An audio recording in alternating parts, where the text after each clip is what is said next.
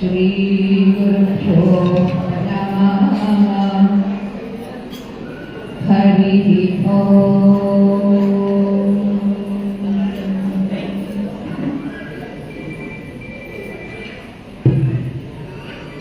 ఒక సూచన, ప్రతి ఒక్కరు ఏదో ఒకటి మాట్లాడుకుంటూ ఉన్నారు. అక్కడ తండ్రులు మాట్లాడుతున్నారు, ఇక్కడ ఏదో రీతిగా తల్లులు మాట్లాడుతున్నారు. మరొకటి హాల్లో రీసౌండ్ వస్తుంది. దానితో ఎవరు ఏం చెబుతున్నారు అనేది మనకి అర్థం కావడం కష్టమైంది. చిన్నపిల్లలు ఎవరైనా ఉంటే కొంచెం బయటకు తీసుకువెళ్ళండి. ఎందుకంటే విశేషించి ఏ ప్రణవాన్ని ప్రధానంగా తీసుకుని ఈనాడు పూజ్యపాదులు శ్రీ శ్రీ శ్రీ శరణ్ దాస్ జీ మహారాజ్ గారి శతజయంతి మహోత్సవాలు చేయడం, ఆ మహోత్సవాలకి సంకల్పించి శిష్యులు, భక్తులు, కార్యకర్తలు, ట్రస్ట్ సభ్యులు అయినటువంటి వారందరితో పూజ్యపాద శ్రీ శ్రీ శ్రీ మాతా ప్రణవమయ్య గారు ఒక బృహత్తర కార్యక్రమం చేస్తూ ఏ మహాస్వామి వారు వ్యక్తికి కావలసినటువంటిది సర్వత్రా వ్యాపించి ఉన్నటువంటిది దాన్ని బహిర్గతం చెయ్యాలి, జాగృతం చెయ్యాలని అని సంకల్పించుకున్నారు. ఆ సంకల్పానికి ఇవాళ రూపకల్పన, అంతేకాదు ప్రతిపాదన, మరంతేకాదు నిరూపితం అయ్యేట్లుగా చేస్తున్నారు. అటువంటి ఆ మహాస్వామి వారిని, అలానే ఈనాటి సద్వాచక్షులు, ఈ ఆశ్రమ ఓంకారాశ్రమ పీఠాధీశ్వరిగా ఉన్నటువంటి పూజ్యశ్రీ మాతాజీ వారికి, వేదికను అలంకరించి ఉన్నటువంటి మహాత్ములందరికీ మా హృత్పూర్వక ప్రణామములు. ప్రియ దివ్యాంగ స్వరూపులారా, అఖండమై అనంతమై సర్వవ్యాపకమై ఉన్నటువంటి ఆ తత్వము నానాత్వంగా భాషిస్తూ ఎవరికి వారికి నేను గొప్ప, నేను గొప్ప అనేటువంటి అహంకార మమకారాల్లో మునిగిపోయి ఉన్నటువంటి జీవుల్ని ఉద్ధరించడం కోసం తాము కూడా ఈ లోకంలో ఒకడై ఆవిష్కరింపబడినటువంటిదే అవతారం. మనకి దశావతారాల గురించి అందరికీ తెలుసు. ఏకవింశత్యవతారములని భాగవతంలో చెబుతారు. అంతేకాదు స్వామి వివేకానంద వంటి మహానుభావులు ఎంతవరకు వచ్చినటువంటి అవతారముల కన్నా, రాబోయే అవతారముల కన్నా మనమంతా కూడా గొప్ప అవతారాలము అని అంటారు ఆ మహానుభావులు. అంతేకాదు వచ్చినటువంటి అవతార పురుషులు ఏమి బోధించారు, ఏమి అందించారు, ఎవరికి ఎలా ఉద్ధరించారు అనే దాన్ని తెలుసుకొని అనుభూతి చెంది ఆచరణలో తాము అందరికీ ఆదర్శమై ఉన్నటువంటి వ్యక్తిని, అది ఒక మహాశక్తి అని, వారినే ఆచార్యుడు అని, వారినే గురువు అని, వారినే సద్గురువు అని ప్రతిపాదింపబడినటువంటి మహానుభావులే ఇవాళ మనకి అందుబాటులో ఉన్నటువంటి గురువులు, సద్గురువులు.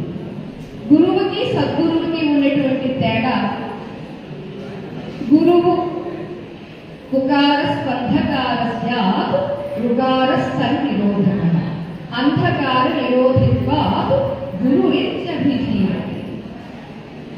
గురువు ఏం చేస్తుంది అంటే చీకటి ఎక్కడుందో చూపిస్తుంది.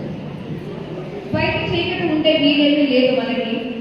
ఒక రాత్రి వేళ కూడా మనం మెర్క్యూరీ ల్యాంప్స్ లేదా 100, 500 లేదా 5000 ఇలా వాట్స్ పెట్టుకుని మనకి ఎక్కడెక్కడ అవసరమో అక్కడ లైట్స్ పెట్టుకుంటున్నాం. ఈ చీకటి కాదు, మన లోపల చీకటి ఉంది అనేది కూడా మనకు తెలియదు. ఎందుకు తెలియదు? అయ్యో బయట చూడడమే సరిపోతుంది మాకు, వెలుగు వచ్చిన దగ్గర నుంచి పడుకునేంత వరకు. లోపల చూడడానికి మాకు టైం ఎక్కడ ఉందండి? అందున చేతిలోనే ఉంటుంది ఒక గుళ్ళ పిశాచం. ఎవరది?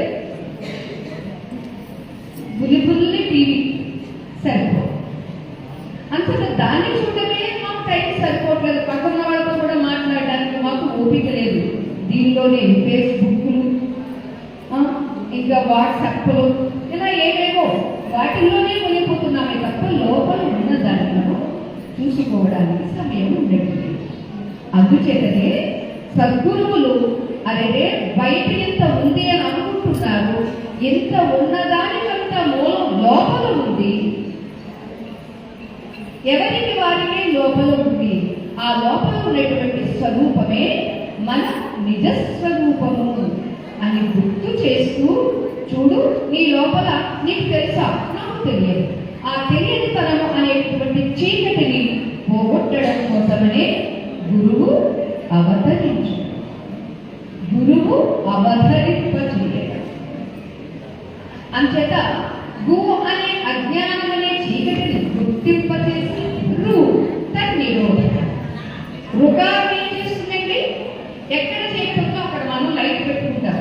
అంతేకాదు ఇవాళ చేతిలో సెల్ ఫోన్లో కూడా లైట్ ఉందండి, పెట్టినది మనం ఆన్ చేసుకుంటున్నాం. ఎలాగో అలా గురుదేవులు అందించినటువంటి జ్ఞానము అనేటటువంటి ఆ కాంతిని మనం లోపల ఎప్పుడైతే ప్రసరింపజేస్తున్నామో అప్పుడు లోపల నేనెవరో నాకు తెలియదు, నేనేమిటో నాకు తెలియదు అనేదాన్ని నిరోధించేస్తుంది. ఎవరు? రు. గురు ఇలా చేసుకుంటే సత్ ఏమిటండి అని అంటే సత్యమైనదేదో, నిత్యమైనదేదో, సర్వత్రా నుండి ఉన్నటువంటిదేదో, అధిష్టానమైనదేదో అది సత్. ఆ సత్ వస్తువుని, సత్ తత్వాన్ని నిరూపించేటటువంటి వారు ఎవరు అంటే వారిని సద్గురు.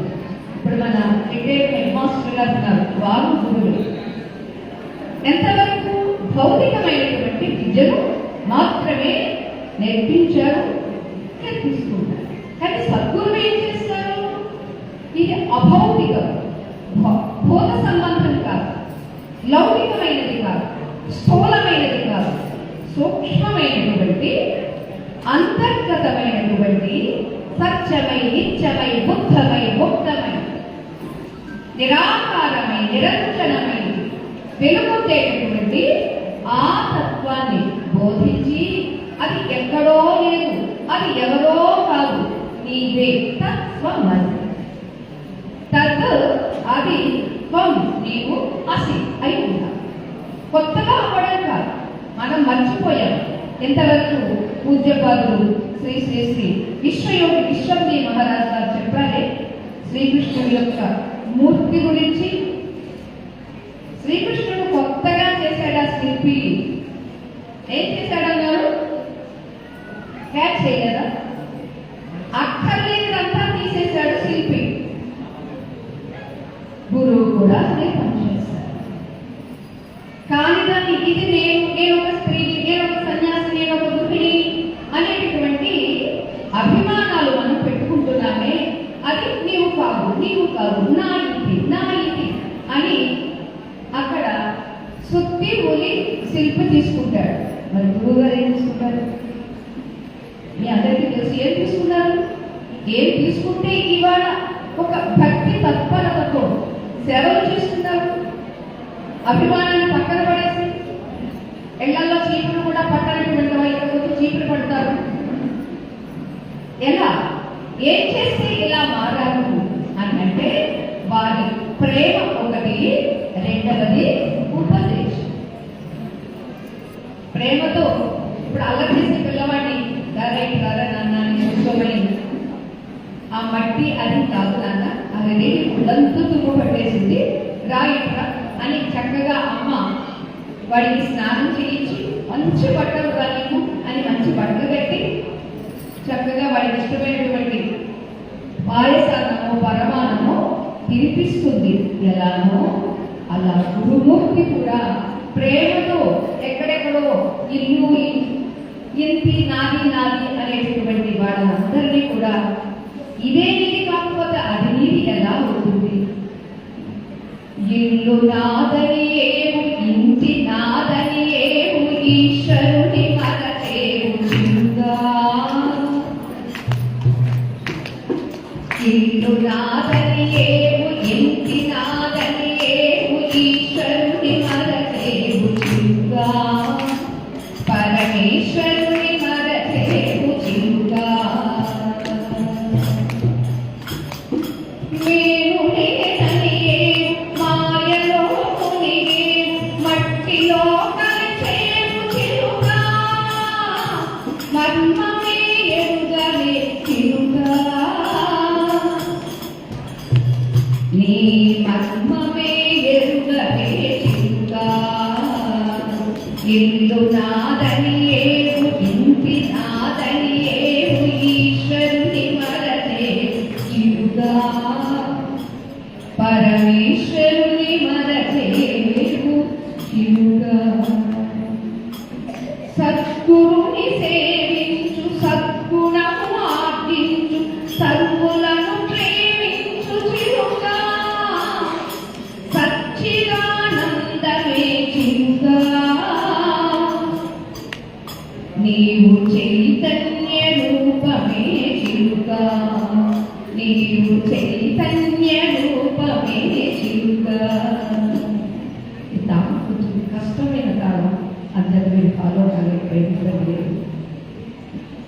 మనకి తెలియక ఖాళీ దేశాన్ని నేను అనుకునేసరికి నీకు ఒక ఇల్లు, నేను ఒక పెద్ద అపార్ట్మెంట్, నేను తిరగడానికి ఒక కాలువో, వేసుకోవడానికి డ్రెస్, పెట్టుకోవడానికి ఆర్నమెంట్స్, ఆభరణాలు చాలా ఉన్నాయండి. ఇదంతా ఏమవుతుందంటే ఒక గోడకి మీరు పేడ ఎలా పిడకలతో చదుస్తారో అలా ఇదంతా నేనుకున్నాను అనుకునేది మీద వేసుకుంటున్నాము. దేని మీద? మన స్వరూపమైనటువంటి ఆత్మ మీద. దానితో అప్పుడు గురువు గారు ఏం చేస్తారండి, అదంతా ఆ పేడ ముద్దలన్నీ తీయడానికి బాగా నీళ్లు పోసి గోడ కట్టిన పేడని ఎలా కుదిరిస్తారు మీరు? అది గట్టిగా విసిపోయింది అనుకోండి, దానిలో కొంచెం శుద్ధి శానం పెట్టి కొట్టాల్సిందే. అలానే ఇక్కడ కూడా ఒక విరక్తితో కూడినటువంటి ఉపదేశం చేస్తూ ప్రేమతో దగ్గర పెట్టుకొని మౌల్డ్ చేయగలిగినటువంటి వారు సద్గురు. తద్వారా అక్కర్లేనిదంతా తీసేసి ఉన్నదేదో అది మిగులుస్తారు. ఏమిటి ఉన్నది? ఆత్మ. ఇదేమిటి? అనాత్మ. అది దేహి, ఇది దేహం. ఇంట్లో ఉన్నవాడికి గొప్పతనమా, ఇంటికి గొప్పతనమా? అయ్యో బాబాయ్, మేము 3 కోట్లు పెట్టి ఇల్లు కట్టుకున్నామని మీరు మా ఇంటిని అలా తీసి పడేస్తారండి అని అన్నారనుకోండి, ఆ ఇంటికి యజమాని ఉంటే అతడి గొప్పతనం, అతడికే ఇంపార్టెన్స్ కదా. అలాగే ఈ ఇళ్లలో ఉన్నవాడు ఎక్కడండి? అదొక్కటే సచ్చిదానంద తత్వం. ఆ తత్వాన్ని నిరూపణ చేయడం కోసమని సద్గురువు మనకి అందుబాటులోకి రావడానికి గల కారణం. అంతేకాదు, సద్గురువు అని అన్నప్పుడు వారు పురుషుడా, స్త్రీయా, బ్రాహ్మణుడా, వైశ్యుడా, క్షత్రియుడా, శూద్రుడా, బాలకుడా, లేక వృద్ధుడా, ఏమి గురుగీతలో చూడారు. పార్వతీ మాత పరమేశ్వరుని అడుగుతుంది, నాథ అందరూ ఉద్ధరింపబడాలి అంటే ఏం చెయ్యాలి, ఎవరిని ఆశ్రయించాలి ఎవరిని ఆశ్రయిస్తే, ఎవరి మాట ఉపదేశంగా స్వీకరిస్తే వాడు ఉద్ధరింపబడతాడు, వాడు తన స్వరూపాన్ని తెలుసుకుంటాడు అని అడిగితే దానికి పరమేశ్వరుడు కేవలం సద్గురువు మాత్రమే. ఈ సద్గురువు లభించడం అనేటటువంటిది కూడా చాలా కష్టము. కేవలం దైవం యొక్క అనుగ్రహం ఎవరికి ఉంటుందో వాడికి మాత్రమే లభిస్తాయి. అది శంకర భగవత్పాదులు వారు తెలియజేశారు. మనుష్యత్వం, ముముక్షత్వం, మహాపురుష సంశ్రయ దుర్లభం త్రయమేవ. ఇవి మూడు చాలా దుర్లభం. అంటే వేరే చాలా కష్టపడితే తప్ప వచ్చేవి కాదు. ఇవాళ మనం అనుకుంటాం మన మనుషుల్లో పుట్టేసాం, మాకు గురువుగా దొరికేశారు, బస్ మాకు అంతా వచ్చేసింది అని అనుకుంటాం. వచ్చినది ఇది ఎలా వచ్చిందంటే కేవలం దైవానుగ్రహం వల్ల మాత్రమే. దైవానుగ్రహ హేతు కారణం ఏంటంటే దైవానుగ్రహం ఉండబట్టే. అది మన తల్లిదండ్రుల యొక్క అనుగ్రహము, ఆశీర్వాదము, మనం గత జన్మలో చేసుకున్నటువంటి సుకృతం, ఇవన్నీ కలిపి భగవంతుడు అనుగ్రహించాడు కాబట్టి ఇవి రెండు మనకు లభించాయి. అంతట మనుష్యత్వం మనిషిగా పుట్టడమే కాదు, మనిషిగా బ్రతకగలడు. చాతనైతే ఉపకరించడు, అపకరించకుండా జీవితాన్ని సాగించాడు. ఒక ఏదైనా కార్యక్రమం జరుగుతుందనుకోండి, జరుగుతున్న కార్యక్రమంలో మనకి శక్తి మేరకు 100 రూపాయలు ఇస్తామా, లేదా వెళ్ళి అక్కడ ఒక గంట సేపు సేవ చేస్తామా అనేది చేయవచ్చు. అంతే తప్ప కార్యక్రమం జరగకుండా ఉండాలంటే నేనేం చెయ్యాలి, దానికి ఏం కావాలండి? ఎంత అహంకారం ఉంటే చాలు, ఎంత స్వార్థం ఉంటే చాలు. ఒక గురువు గారు శిష్యుని అడిగాడట, ఒరే కాకి ఎట్టుపోతే మంచిదిరా. శిష్యుడు మహా వెళ్ళాలి. గురువు గారితో అన్నాడు, అయ్యా ఎట్టుపోయినా పర్వాలేదు, ఎవరైనా తన్నకుండా పోతే చాలు. ఏ దిక్కు వెళ్ళినా పర్వాలేదు, కాకి ఎవరికి తన్నకుండా.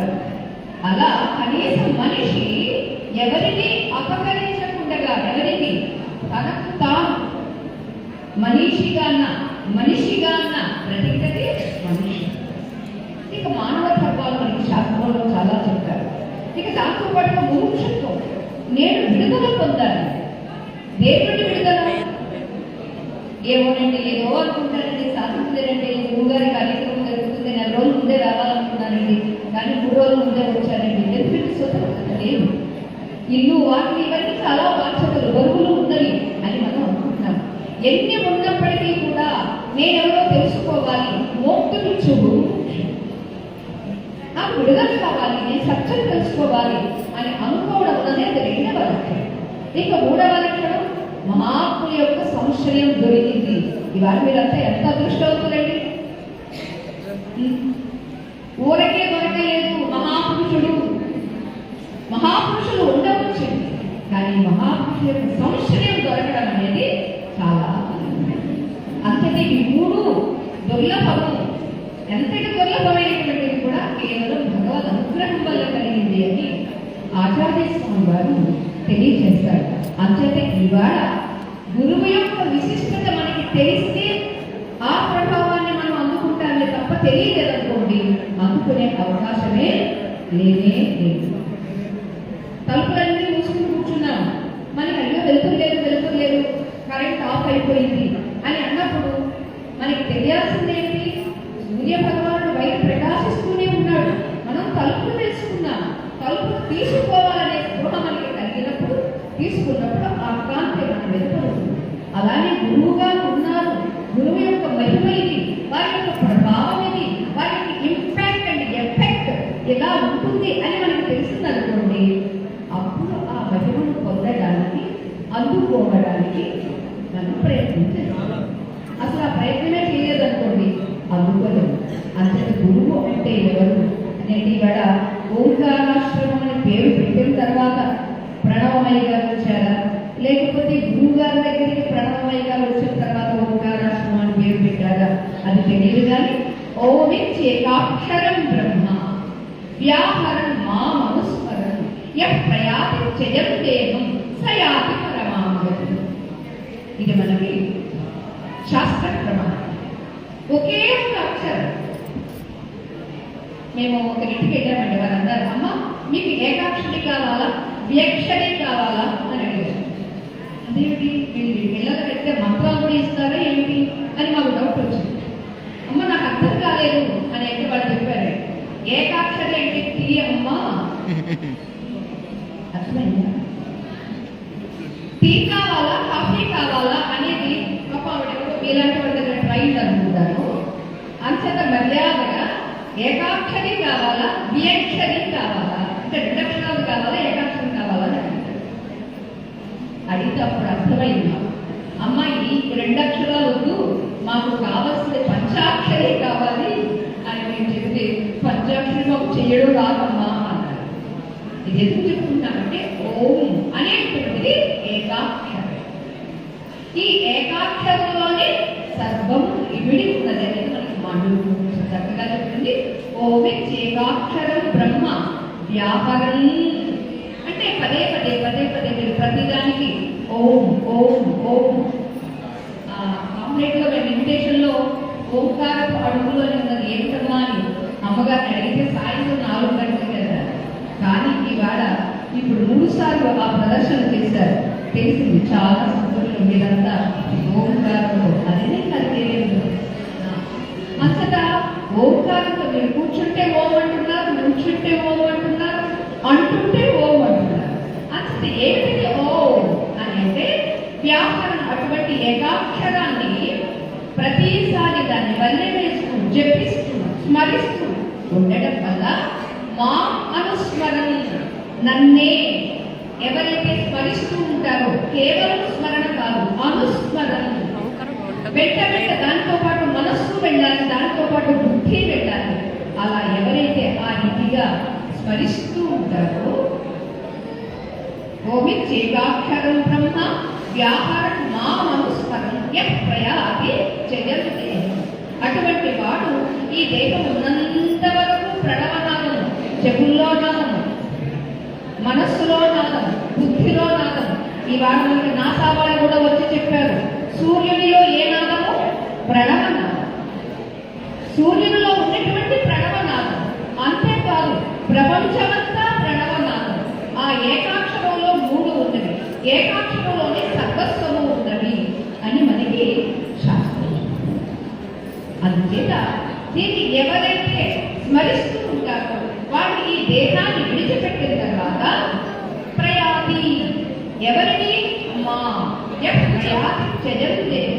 సయాతి పరమాంగతి ఉత్తమ గతిని అతడు పొందుతాడు అన్నారు.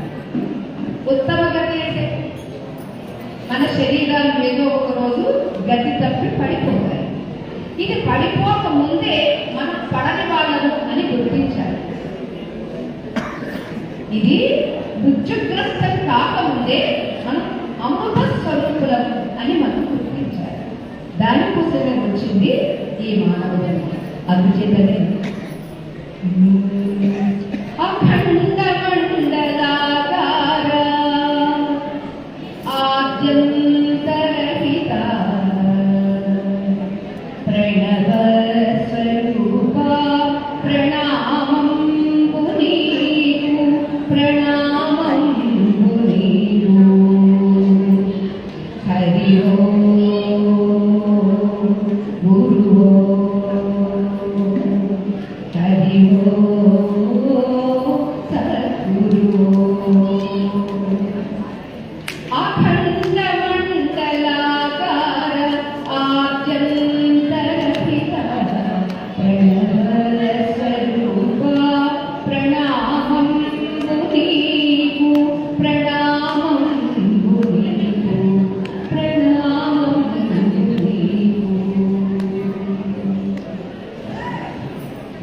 ఆకారమే బ్రహ్మమై విశ్వ సృష్టి చేయ ఉకారమే విష్ణువై భూషణమే చేయ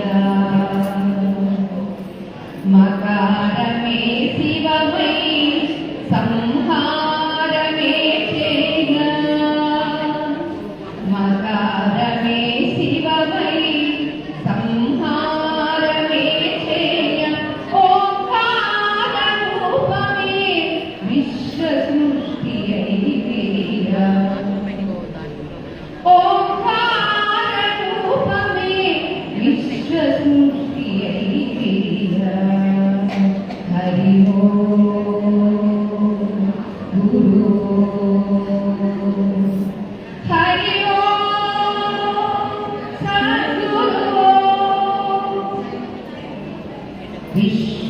విశ్వమునిగా స్థూలమై జాగ్రత్తవస్థగలిగే విశ్వమునిగా స్థూలమై జాగ్రత్తవస్థగలిగే తైజసునిగా సూక్ష్మమై స్వప్నావస్థగలిగే తైజసునిగా సూక్ష్మమై స్వప్నావస్థగలిగే ప్రాజ్ఞునిగా కారణమై సుప్తావస్థగలిగే ప్రాజ్ఞునిగా కారణమై సుప్తావస్థగలిగే తురీయమే చైతన్యపు సర్వసాక్షిగా మిలిగే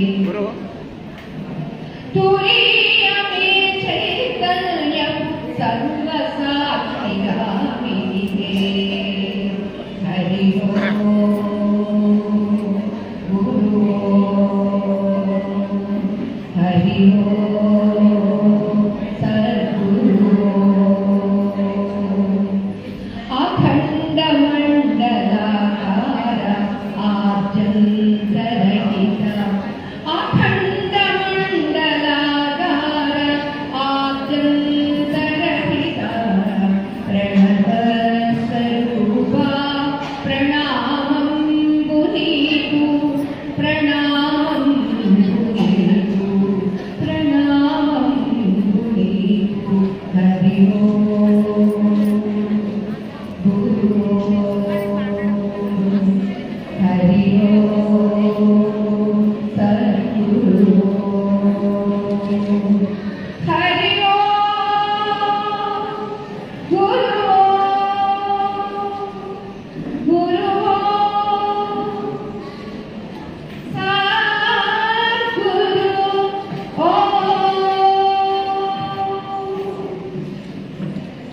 అకార ఉకార మకారములే జాగ్రత్త అవస్థ స్వప్నావస్థ సుషుప్తి అవస్థ మనందరికీ ఉన్నటువంటి పేర్లే విశ్వడు తైజసుడు ప్రాజ్ఞుడు మూడు అవస్థలు. ఈ మూడు అవస్థలకు సాక్షిగా ఉన్నటువంటి స్వరూపమే అది సచ్చిదానంద స్వరూపము చైతన్య స్వరూపము. అందుచేత ఇది అంతా ఏమిటి అంటే విశ్వమంతా ఓంకారం. ఆ ఓంలో ఉండేటటువంటి ఆ ప్రణవ నాదమే సర్వం సర్వస్వము సర్వ స్వరూపము అని గుర్తు చెయ్యడానికి గురువు యొక్క అవతరణ, గురువు యొక్క ఆవిష్కరణ, గురువు యొక్క ఆవిర్భావం.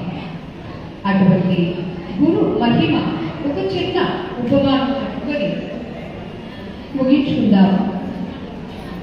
పరాశర సంహితలో ఒక కథ వస్తుందండి. పుష్కరుడు అనేటటువంటి మహానుభావుడు ఉన్నారు. బహుశా మీరందరూ గురు చరిత్ర చదివే ఉంటారు. వేదధరుడు అనేటటువంటి మహానుభావుడు చక్కగా ఒక వేద పాఠశాల ప్రారంభిస్తే దాన్ని ఎంతో మంది విద్యార్థులు వేదం నేర్చుకుంటారు, వెళ్ళిపోతూ ఉంటారు. ఒక నాడు పరీక్షించాలి అనుకున్నారు గురువు గారు. ఆయన నాయన నా శరీరానికి ప్రారంభం ఉంది, ఒక 12 సంవత్సరాలు వారణాసిలో ఉండి ఆ ప్రారంభాన్ని తీర్చుకుందాం అనుకుంటున్నాను, మీరెవరైనా నాకు సేవ చేయడానికి వస్తారా అన్నారు. ఓ చాలా మంది మేము వస్తాము అన్నారు. అప్పుడు గురువు గారు అన్నారు, ఎంతకు మీరు నాకు సేవ చేసేది ఏమిటో తెలుసా? నా శరీరానికి కుష్ఠ వ్యాధి వస్తుంది. ఆ కుష్ఠ వ్యాధిలో శరీరం అంతా విడిపోతుంది, పురుగులు పట్టేస్తుంది. దానికి మీరు నాకు ఉపచర్యలు చేయాలి, అంటే పరిచారం చేయాలి, ఉపశమనం కలిగించాలి. నేను కోప్పడవచ్చు, బాధతో తిట్టవచ్చు, కొట్టవచ్చు, ఏది చేసినా మీరు ఓర్చుకునేటటువంటి స్థితి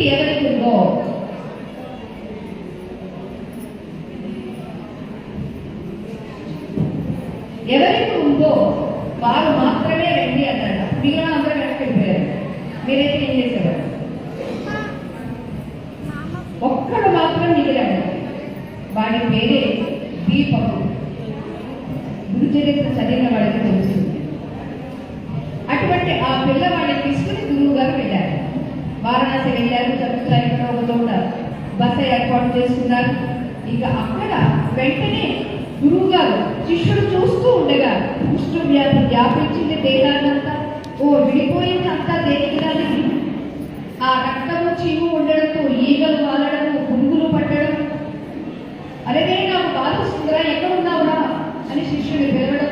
వాడు వచ్చి ఎంతో సహనంతో, ఎంతో గురుభక్తితో, ఎంతో పరిచర్యలు చేసేవాడు.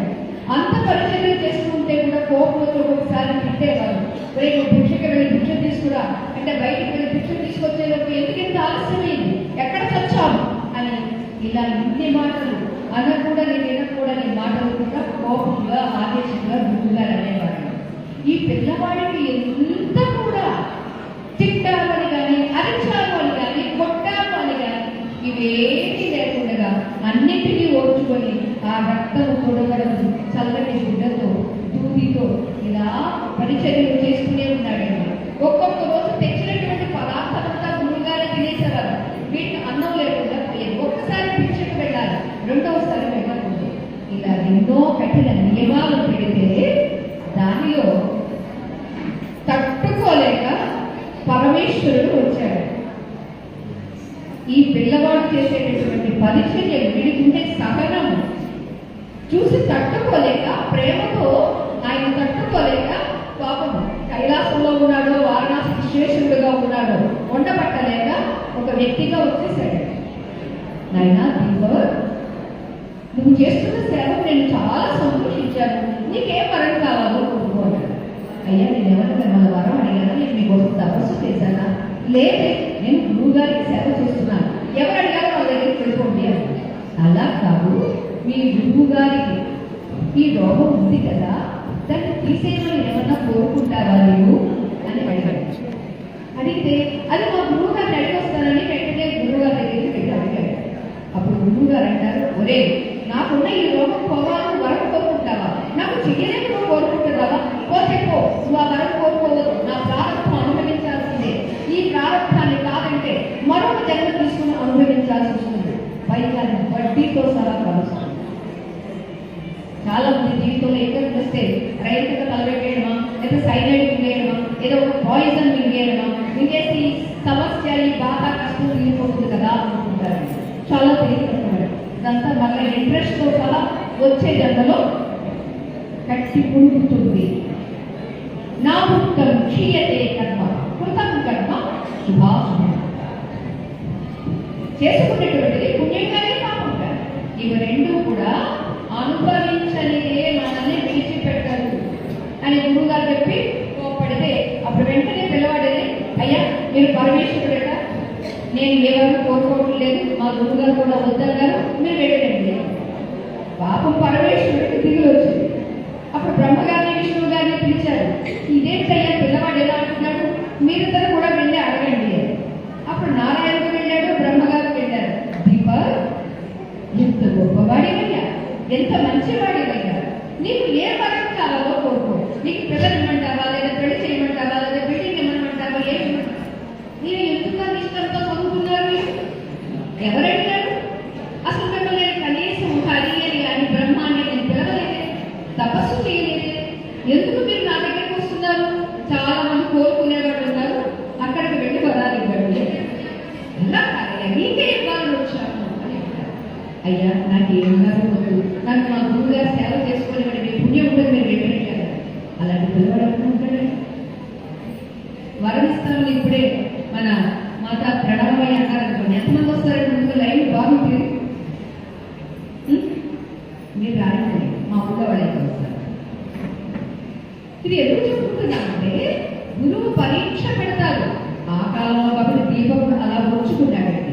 ఇక చివరికి 12 ఏళ్ళు కాకుండగానే త్రిమూర్తులు వచ్చి గురువు గారితో, అయ్యా నీ స్వరూపం మా స్వరూపం ఒకటే, గురు బ్రహ్మ అమ్మ మొట్టమొదట కీర్తన పాడారు కదా, గురువే బ్రహ్మ, గురువే విష్ణు, గురువే మహేశ్వరుడు.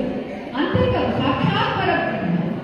బ్రహ్మ విష్ణు మహేశ్వరుడు సృష్టి స్థితి లయము మాత్రమే చేస్తారండి. గురువు గారు ఏం చేస్తారండి? మూడు చేస్తారండి. మూడు చేసిన తర్వాత స్వరూపం ఏమిటో నిలబెడతారు. అంటే సాక్షాత్ పరబ్రహ్మ. బ్రహ్మను ఎవరు స్మరిస్తే, బ్రహ్మ గురించి ఎవరైతే తెలుసుకుంటే వాడు బ్రహ్మ అయి ముందు కాదు, బ్రహ్మవిత్ బ్రహ్మైక సాక్షాత్ పరబ్రహ్మ నువ్వు ఎంతటి ప్రభావాన్ని చూపిస్తారు అని త్రిమూర్తుల ముందు గురువుగా కనుగొన్నటువంటి ఈ ప్రారంభ వశముగా వచ్చింది అన్నటువంటి ఆ వ్యాధిని అంతటినీ చిటికలో మటుమాయం చేసుకుని దీపముని అనుగ్రహించి ఆశీర్వదించి నైనా ఈ వారణాసిలో ఉండు ధర్మ ప్రబోధన చెయ్యి, అందరూ స్వార్థంలో కొట్టుకుపోతున్నారు అని అందరూ ఆశీర్వదిస్తారండి ఆ దీపకుని. అలా దీపకుని వంటి శిష్యత్వం కావాలి, అటువంటి సమర్పణ భావం కావాలి, శరణాగతి కావాలి.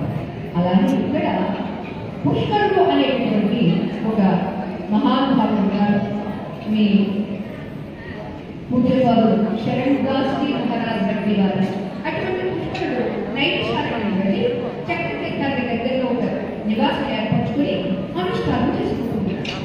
ఒక బ్రాహ్మణుడు అతనికి పాపం ఎక్కడికి వెళ్ళినా ఏం చేసినా పాండిత్యమైతే ఉంది కానీ పైసా లేదు, ఇల్లు గడవట్లేదు. ఆయన వెళ్ళి అయ్యా ఇది నా పరిస్థితి, నన్ను మీరు అనుగ్రహించాలి, ఆశీర్వదించాలి అని కోరుకుంటాడు.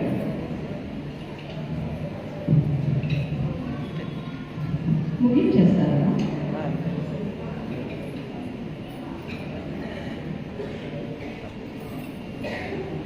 అప్పుడు ఈ పుష్కరుడు దగ్గరికి వెళ్తాడండి ఈ బ్రాహ్మణుడు.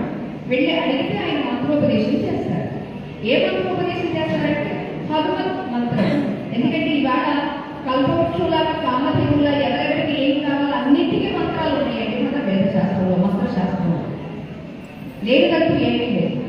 అయితే ఎవరో పుణ్యాత్ములు కాస్త జిజ్ఞాస ముఖ్యతు కలిగినటువంటి వాడు అయ్యా ఏమీ వద్దు, మీ చరణ సేవ మాత్రం చాలు, ఈ చరణ సేవయే మాకు కావలసినటువంటి మోక్ష పదాన్ని లేదా మోక్ష పరమ పదాన్ని ప్రసాదిస్తుందని చాలా తక్కువ మంది కోరుకుంటారు. మొత్తానికి పుష్కరుడు అతనికి ఆ బ్రాహ్మణోత్తముడికి మంత్రం ఇచ్చారు. అయితే మంత్రం చేస్తున్నా 40 రోజులు చేయమన్నారు. 40 కాదు కదా, 4 సిద్ధం కలగలేదు. ఒకనాడు కుష్ఠ వ్యాధితో బాధపడుతూ ఉండేటువంటి గాలు అనేటువంటి వాడు ఆటలు వేటగా అతను వచ్చాడు. అతను వస్తూ ఈ బ్రాహ్మణోత్తముని చూసి అయ్యా నాకు ఈ పరిస్థితి మీరు నన్ను అనుగ్రహించండి అంటే, అయ్యా నేను కూడా అనుగ్రహింపబడ్డవాడిని, మంత్రోపదేశం తీసుకుని చేస్తున్నాను, నేను కాదు మరి ఇక్కడ ఎక్కడున్నారు, ఎవరు మహాత్ములు చూసుకోండి అని అంటే అతను మొత్తానికి పుష్కరుడి దగ్గరికి వస్తాడు. పుష్కరుడికి సేవ చేస్తూ ఉంటాడు. ఈ పుష్కరుడిని వచ్చినటువంటి ఆటవికుని అంటే వీడికి వ్యాధి వచ్చింది. అంతేకాదు ఈ వ్యాధి రావడానికి కూడా గల కారణము ఎన్నో ప్రాణుల్ని చంపేసి ఉంటాడు. మరి సర్వ ప్రాణుల్లో ఎన్నో ప్రాణులు చంపినటువంటి వీడు ఆ పాప ఫలం కాదా ఇది ఈ రోగము. అంతేత వీడికి ఇది పాపం పోవాలి అంటే నేను వెంటనే ఉపదేశం చేయకూడదు అనుకున్నారు. పాపం వాడు చాలా నిష్ఠతో భక్తితో చేస్తూ ఉంటాడంటే సేవలు. అలా 1 సంవత్సర కాలం జరిగిన తర్వాత పాపం పుష్కరుడికి చాలా ప్రేమ కలిగింది. ఎవరు? ఈ కుష్ఠ వ్యాధితో బాధపడుతున్నటువంటి గాలుని చూసి ఒకరోజు ఆయన ఇక్కడ చక్రతీర్థం ఉంది, నైమిషారణ్యం వెళ్ళే వాళ్ళు తెలుస్తుందండి, అక్కడ చక్రతీర్థం ఉంది అని. చక్రతీర్థం ఉంది, వెళ్ళి స్నానం చేసిరా. ఎవరు? పుష్కరుడు. అప్పుడు ఆ శిష్యుడు అంటాడండి, ఎవరు గాలు అంటాడండి, అయ్యా నాకు ఏ తీర్థం అక్కర్లేదు, మీ పాదతీర్థం మా మీద సంప్రోక్షించండి చాలు. మీకు సమయం అధికమయ్యేది, ఆకలి వేస్తున్నట్టుంది, అందరికీ కొంచెం కాన్సన్ట్రేషన్ తప్పింది, కానీ మేము వెళ్ళిపోవాలి కాబట్టి మేము చెప్పబోయేది గురించేసి మేము వెళ్తాము. ఎప్పుడైతే ఈ గాలుడు అయ్యా నేను చక్రతీర్థం కాదు తర్వాత, కానీ నాకు ఈ తీర్థం కాదా, ఏ తీర్థం? తమ పాదతీర్థం కాదా.